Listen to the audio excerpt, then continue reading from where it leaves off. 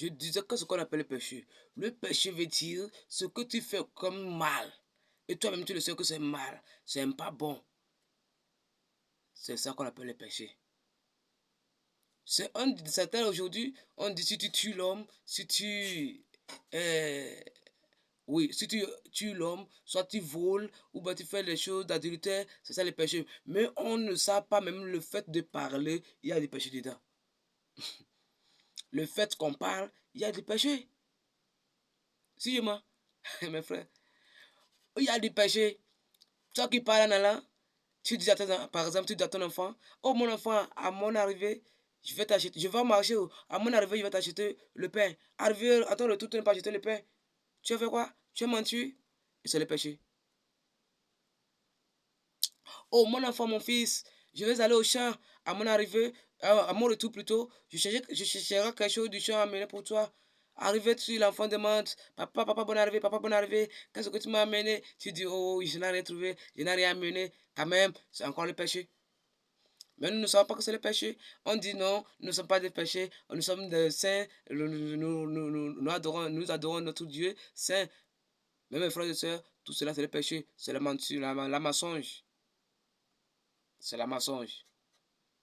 Toi qui fais l'adultère, c'est la mensonge. Et tout cela, c'est quoi? Tout cela, c'est le péché. Tout cela, c'est le péché. Parce que, parce que quoi?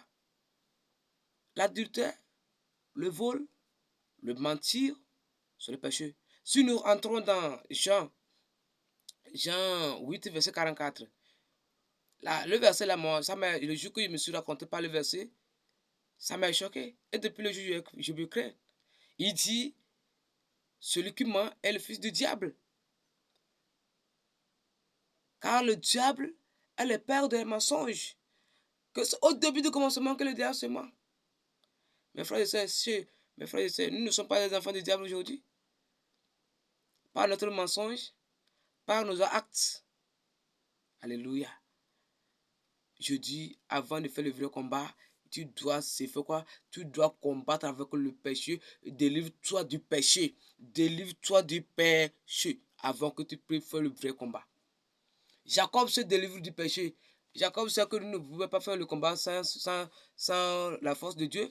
Il a fait quoi? Il a laissé l'adultère, il a laissé le vol, il a laissé la mensonge. C'est pourquoi il s'est repenti du fond de son cœur et dit, je vais d'aller retourner chez mon frère et ça. Pour qu'on se parle, pour qu'il me recueille encore, pour que je reste auprès de lui.